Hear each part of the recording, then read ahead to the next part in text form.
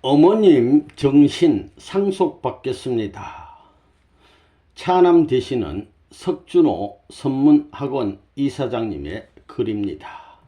석준호 선문학원 이사장님에 대해서 조금 더 설명을 드리겠습니다. 석준호 선문학원 이사장님은 통일무도를 창시하신 분입니다. 또 일원도를 창시하신 분입니다. 현재 세계통일무도연맹 회장님으로서 많은 활동을 하고 계신 분입니다. 2009년부터 2013년까지 한국통일교회 협회장으로 심우하셨습니다. 참 아버님께서 지상에 계실 때 제세시에 모신 마지막 협회장님이 되겠습니다. 유효원 초대 협회장님께서 참 아버님을 모시고 우리 참 아버님께서 협회를 창립할 때 창립위원으로서 통일교회의 기초를 넣는데 많은 수고를 하신 알파 협회장님이라고 할 것 같으면 참 아버님을 참 모시는 입장에서 볼 때 마지막으로 지상에 아버님 계실 때 모시고 참 아버님이 천주 성화하실 때 천상으로 모셔드린 마지막 사명을 하신 오메가의 협회장으로 사명을 하신 분이 아닌가 이렇게 생각이 됩니다. 석준호 협회장님은 문무를 겸비한 덕장입니다. 무도. 문무를 겸비한 덕장으로서 아주 양심적이고 심정적이고 정이 많으신 협회장님이셨습니다. 그럼 본문 읽어보겠습니다. 나의 고향은 참 아버님께서 옥고를 치르셨던 함경남도 흥남에서 가까운 함흥입니다. 이 함흥이라는 곳은 흥남에서 서북쪽으로 조금 더 올라가면 바로 옆에 계십니다. 바로 옆에 장소가 됩니다. 나는 그곳에서 참 아버님과 같은 원숭이 띠로 음력 정월 12일에 태어났습니다. 내가 2살 때쯤 서울로 이사왔다고 들었습니다. 유치원에 다닐 때 어머님은 이화여대 영문과 교수로 미국 미시간 대학 초청으로 유학을 떠나셨습니다. 2년 정도 계시다가 오신다는 얘기를 들었습니다. 그런데 이듬해 해 미국에 가신 지 1년 만에 한국전쟁이 발발했습니다. 미국에서 어머님은 소식을 접하고 전쟁 소식을 접하고 매일 악몽을 꾸셨답니다. 북한 인민군에 의해 우리 집이 폭격당하고 일가족이 몰살당하는 끔찍한 장면에 쏘스라치게 놀라 잠이 깨는 나날이었다고 합니다. 전쟁으로 수많은 동족들이 공산군에 의해 사륙을 당했습니다. 어머님은 가족의 생사를 알 수 없어 침식을 잃고 잠자는 거 먹는 거 잊어버리고 기도에만 매달리셨다고 합니다. 인민군들은 젊은이들을 군대에 징집해 갔었기 때문에 부친은 몇 달을 산속으로 도망쳐 숨어 지내야만 했습니다. 우리 세 형제들은 경기도 광주에 살고 있는 큰 아버지의 댁에 맡겨졌는데 항상 폭격의 공포에 떨며 먹을 것이 없어 굶주린 나날을 보내야 했습니다. 1950년 9월 18일 유엔군이 인천 상륙 작전에 성공했고 서울이 수복되었습니다. 곧이어 10월 4일에 참 아버님께서는 흥남 감옥에서 해방되셨습니다. 그러나 중공군의 개입으로 1951년 1월 4일 국군과 유엔군은 퇴각해야만 했습니다. 우리 가족도 서울에 다시 돌아올 때까지 부산에서 피난민 생활을 했습니다. 부산 초량동 동광병원이라는 곳에 병실마다 칸칸이 커튼을 치고 여러 세대가 모여 같이 생활하며 지냈습니다. 한겨울에 어머님은 수소문 끝에 하늘의 도움으로 가족과 극적인 상봉을 하게 되었습니다. 그 이듬해인 1954년에 서울로 상경해 올라와서 정착한 곳은 서울 중구의 주교동이었습니다. 이산 가족의 아픔과 비참한 피난 생활을 접고 삼형제가 무럭무럭 잘 자랐으며 주변에서 우리 가족을 굉장히 부러워할 정도로 행복한 가정이 되었습니다. 그런데 화목했던 가정은 하루아침에 돌변했습니다. 어머님이 통일교에 입교하신 날부터 여러 문제가 발생하기 시작한 것입니다. 그때가 초등학교 4학년인 10살 때였습니다. 1953년 참 아버님께서 서울로 올라오셔서 원리 선포를 시작하셨을 때 이화 여대와 연세대 등에서 교수와 학생들이 교회에 몰려들기 시작했습니다. 학교 당국은 사태를 우려하여 교수들을 앞장세워 진상조사에 나섰습니다. 그 중 한 분이 이화여대 법정대 학생처장이었던 어머님이셨습니다. 김환란 총장은 어머님에게 진상을 조사하고 학생들을 구하러 보냈으나 도리어 새 진리에 감동되어 입교하신 것입니다. 당시 이화여대 부총장인 박마리아 여사는 자유당 정권의 실세인 이기붕 부통령의 부인이었습니다. 그녀는 참 아버님을 탄압하도록 정부에 압력을 넣었습니다. 정부의 비호 아래 언론을 부추겨 통일교를 사교 집단으로 낙인 찍어 온갖 비방과 박해를 일삼았습니다. 이러한 환경 속에서 부친은 더욱더 통일교회를 오해할 수밖에 없어 어머님이 교회에 가는 길을 반대했습니다. 누구나 부러워할 만큼 행복했던 가정이 무너지기 시작한 것입니다. 어머님은 필사적으로 자신의 입장을 이해시키려 노력하셨으나 우리 가족은 도저히 어머님을 이해할 수 없었습니다. 시간이 조금 흘러서는 나라 전체가 통일교를 반대하는 분위기였습니다. 그런 지탄의 대상이 된 종교를 부친이 이해한다는 것은 어려운 일이었습니다. 어머님은 통일교 신앙을 한다는 이유로 대학 측으로부터 강제 퇴직을 당하셨습니다. 하나같이 부친이 이해할 수 없는 상황이 계속됐습니다.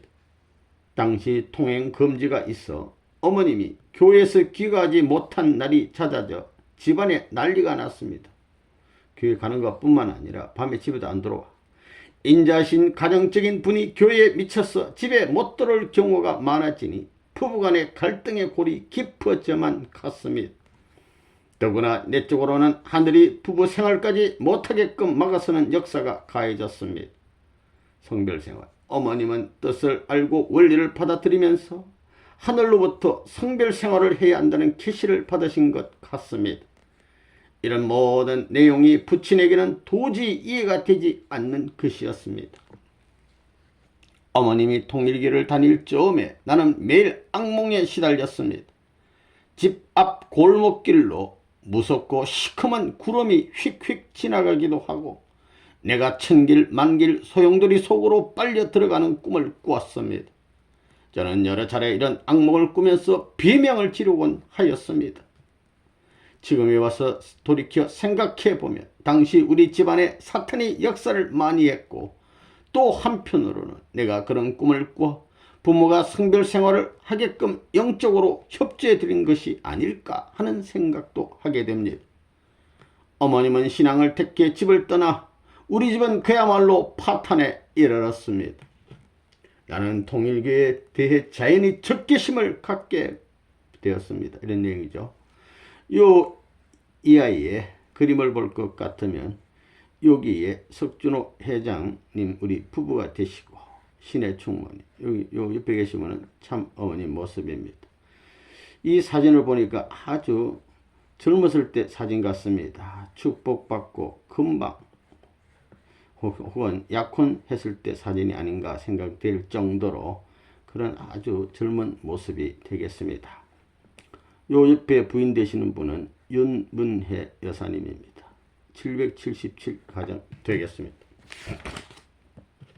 제가 초등학교 5학년 때였습니다. 그 후 10여 년간 제가 통일교에 입교할 때까지 한 번도 어머님을 본 적도 없었고 만나거나 통화한 적도 없었습니다. 어머님이 가정을 떠난 것은 우리 가족에게 엄청난 충격이었습니다. 그때는 한국 사회에서 이혼은 극히 드물었고 유교적 윤리가 팽배했었기 때문에 가정이 깨진다는 것 자체를 상상할 수도 없었습니다. 어머님께서는 공부를 열심히 했고 성적이 가장 우수하여 수석으로 대학을 입학하셨고 또 1등으로 졸업도 하셨습니다. 우수한 성적으로 대학원을 마치고 남부럽지 않은 직장과 명예를 가지고 있는 장래가 촉망받는 교수님으로 제자들에게 무척 존경을 받는 분이셨습니다. 부친 석진경 선생은 리스메이칸 대학교 법학부 출신으로 고등학교에서 교장을 지내시고 대학에서 교수직도 맡으셨습니다. 부친께서는 한국인 최초로 유도의 최고 경진 10단에 성단되시고 유성, 유도의 성인의 칭호를 받으셨습니다. 지난 2011년에는 제자들이 합심해서 부친의 탄신 100주년 기념 추모문집을 봉헌하는 출판 기념식을 성대하게 거행한 바 있습니다. 기념식 후 세계에서 모여든 많은 제자들이 부친의 묘소에 성묘를 했는데 많은 제자들이 눈물을 흘리는 광경을 제가 목격한 바 있습니다. 진심으로 참 눈물도 흘리고 얼마나 존경했는지. 부친은 어머님이 밤늦게까지 강의 준비를 하다가 깜빡 졸면 이부자리를 깔아놓고 잠이 깰까봐 어머님을 살짝 눕혀드렸습니다.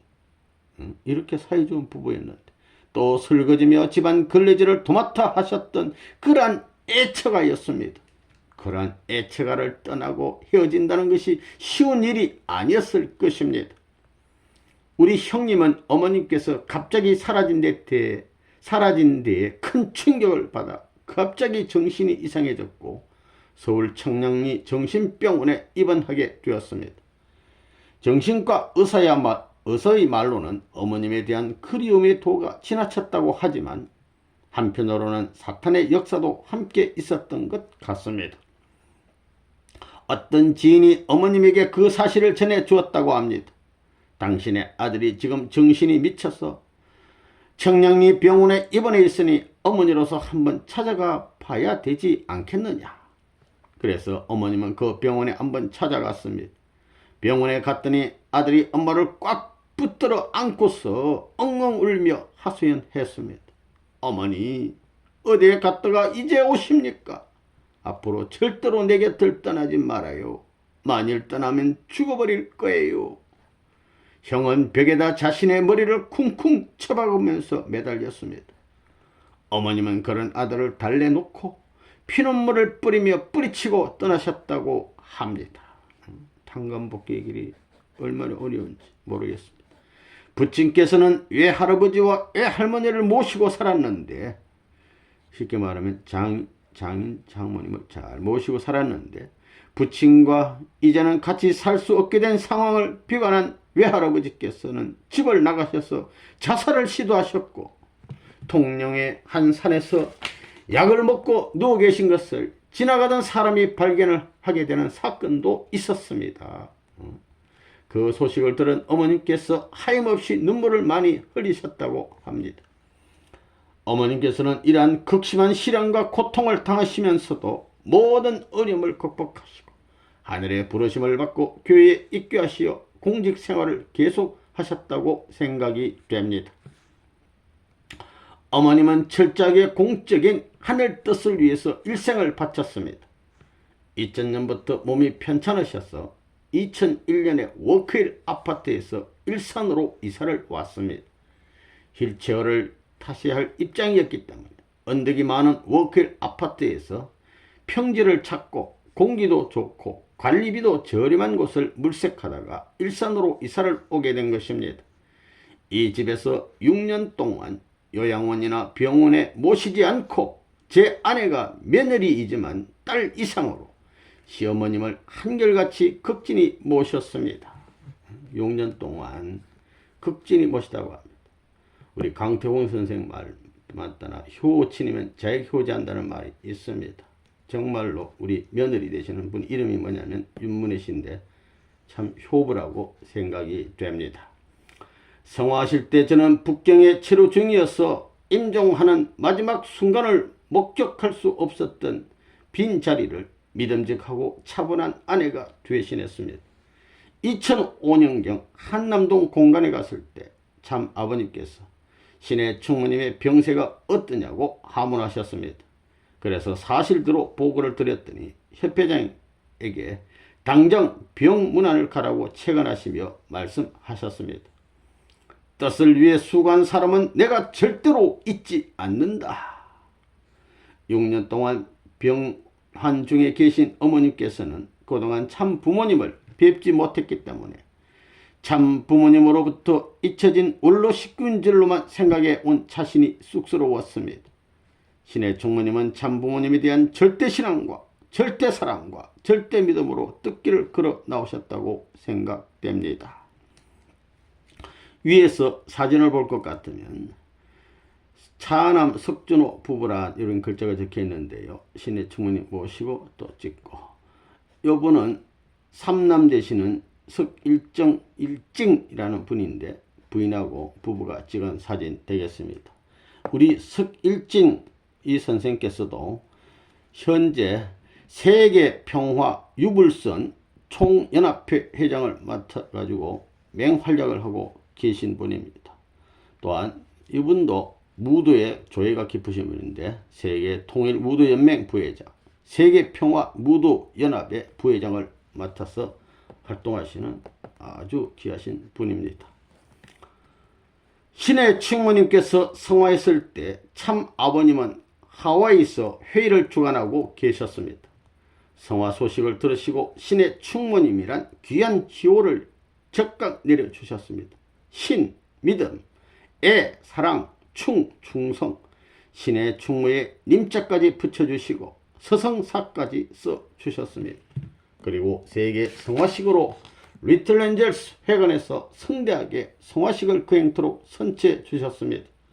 아울러 모든 회의를 중단하고 신의 충무님을 모셔야 한다고 해서 모든 간부들을 부랴부랴 귀국시키셨습니다.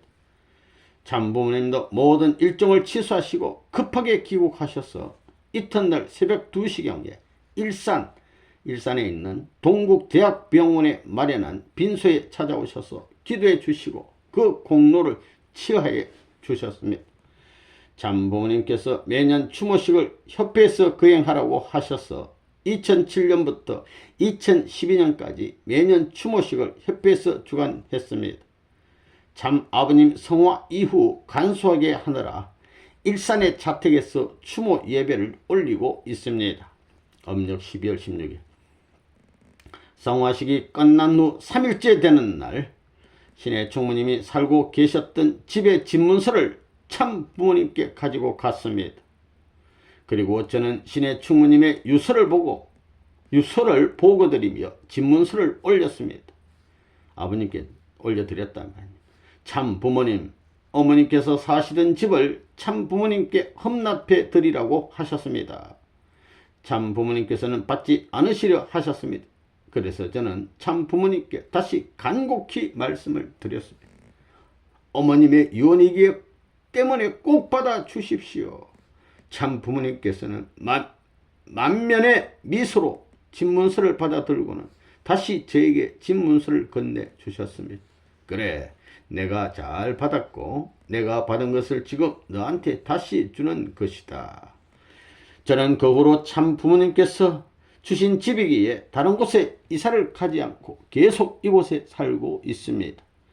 참 부모님께서는 그에게 성화금을 하사해 주셨고 일본 협회를 비롯한 전 세계에서 성화금이 많이 접수되었습니다. 성화식의 모든 경비를 제하고도 남은 비용이 약 9천만 원 가량이었습니다.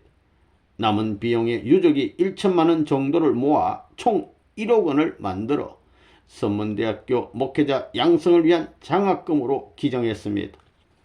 우리가 생애 마지막 날 하늘 부모님과 참 부모님으로부터 어떤 평가를 받을 것인지는 참으로 중요하다고 여겨집니다. 우리가 뜻을 위해 신의 충무님같이 참 부모님 앞에 믿음과 사랑과 충성의 길을 한결같이 간다면 반드시 하늘 부모님과 참 부모님께서 인정하는 효자 효녀가 될 수 있을 것이라 믿습니다. 저 또한 신의 충무님의 고귀한 정신을 상속받아 하늘 앞에 참 효자가 될 것을 마음 깊이 다짐합니다.